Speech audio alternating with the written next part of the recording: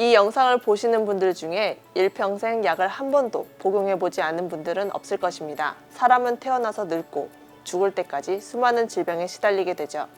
실제로 불교에서는 사람이 반드시 겪게 되는 4가지 고통이 바로 생, 로, 병, 사라고 합니다. 이 중 태어나고 늙고 죽는 것은 피할 수 없지만 질병만큼은 피하거나 극복하기 위한 인류의 노력은 인류 역사 전반에서 살펴볼 수 있습니다. 그 결과 현재까지 수많은 약들이 개발되었고 우리는 아플 때마다 약을 복용함으로써 질병을 극복해왔습니다. 오늘은 이 약들이 기본적으로 어떻게 우리 몸에서 흡수되어 전달되고 대사되어 배출되는지 그 과정을 담은 약의 우리 몸 탐방기 시작합니다. 궁금하시다면 채널 고정해 주시고요. 구독과 좋아요, 알림 설정 부탁드립니다. 약이 효과적으로 작용하기 위해서는 우선 우리 몸에 흡수되어야 합니다. 정확하게는 혈류에 약이 들어가면 성공이죠. 아무리 좋은 약도 흡수가 되지 못하면 의미가 없기 때문에 약은 해당 성분의 특성과 목적에 따라서 효과적으로 흡수될 수 있는 제형으로 만들어지게 됩니다. 약이 흡수될 수 있는 부위는 생각보다 다양한데요. 삼키는 것 외에도 씹거나 혀나 입 벽에서 녹여 먹기도 하고 피부로 흡수시키거나 폐로 들이마시거나 직장에 넣기도 하고 주사제로 혈관에 바로 투입할 수 있습니다. 일반적으로 사람들이 음식을 섭취하는 것으로 영양소를 몸에 흡수시키는 것에 가장 익숙하기 때문에 약은 가능하면 먹는 제형으로 만들어지게 됩니다. 때문에 이번 시간에는 가장 일반적인 먹는 약에 초점을 두어 이야기를 해보겠습니다. 복용한 약이 100이면 100 전부 몸속에 들어가 작용하면 효과적이겠지만 흡수에 방해되는 요인들이 우리 몸 곳곳에 위치하고 있습니다. 이 방해 요인은 사실 외부 위험 요소로부터 우리 몸을 지키기 위한 방어 장치 겸 음식물 소화를 위한 것들인데요. 실제로 약이 입에 들어와서 위를 거쳐 소장이 흡수되어 간의 첫 대사 과정을 거치기 전까지 이러한 방해 요인들로 인해서 흡수되기 전부터 분해되어 버리거나 변질되어 효과가 없어져 버리는 경우가 빈번합니다. 때문에 이 흡수되는 정도가 우리 몸에서 얼마만큼 약을 이용할 수 있는가를 나타내는 생체 이용률에 큰 영향을 미칩니다. 흡수에 영향을 주게 되는 요인으로는 위산, 소장의 넓은 표면적, 흡수 부위의 피가 얼마나 원활한지, 담즙, 점액과 같은 분비물이나 음식물의 존재, 위장의 운동 능력 등이 약의 효과를 높일 수도 있고 낮출 수도 있습니다.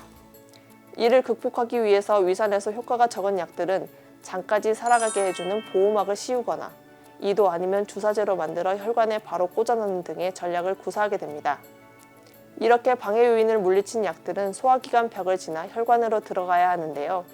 이 경우에도 약의 성질에 의해 흡수 방법이 달라집니다. 우리 몸을 구성하는 세포는 지방과 유사한 인지질로 이루어져 있어 지방이 잘 녹아드는 성질을 가진 약은 별다른 과정을 거치지 않고 쉽게 흡수가 됩니다.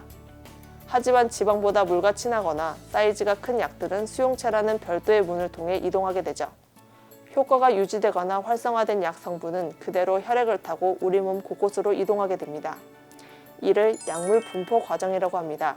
약이 제대로 된 효과를 내기 위해서는 병든 부위에 충분한 양이 도달해야 하는데요. 이때 약물의 성질과 부위의 특성에 따라 달라지게 됩니다.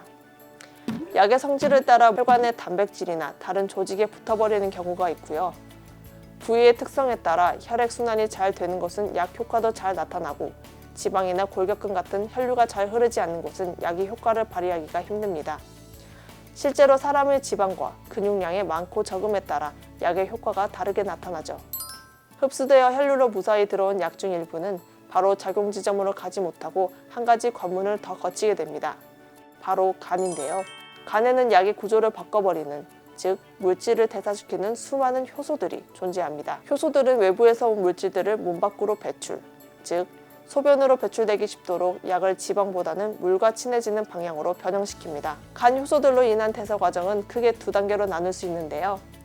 첫 단계에서 약물 대사에 매우 중요한 효소가 있는데요. 바로 사이토크롬 P450입니다. 사이토크롬 P450 효소는 수많은 약들을 공통적으로 대사시키는 효소입니다. 이 효소의 증식을 억제하는 약을 동시에 복용했을 경우 대사가 원활하지 못해 체내 농도가 높아져 약을 과용량 복용한 것처럼 부작용이 발생하기도 합니다. 간 대사의 2번째 관여하는 효소는 보통 체내에서 생성된 물질을 외부에 붙이는 역할을 합니다. 이 물질은 물과 정말 친한 성질을 가져 배출을 용이하게 만들죠. 이때 사용하는 물질은 체내에서 생성되기는 하지만 시간당 만들어낼 수 있는 양이 어느 정도 한계가 있는데요. 이때 이 대사 과정을 거치는 약물을 과다 복용하게 되면 재료 소진으로 효소가 제 역할을 하지 못해 약물 부작용이 발생할 수 있습니다. 간의 대사 과정을 거친 약은 가지고 있던 효과가 아예 없어지기도 하고 반대로 효과가 본격적으로 나타날 수 있습니다. 또 어떤 경우에는 독성을 나타내기도 하죠. 이렇게 지방보다는 물과 친해진 약들은 소수는 담즙으로 배설되고 대부분 신장에서 걸러져 몸 밖으로 배출되면서 우리 몸 대장정을 마치게 됩니다. 오늘 준비한 내용은 여기까지입니다.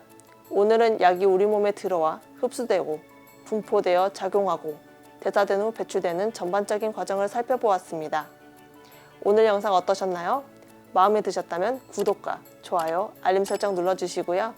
지금까지 시청해주셔서 감사합니다. 너너블리TV 너너블리였습니다. 다음에 또 만나요.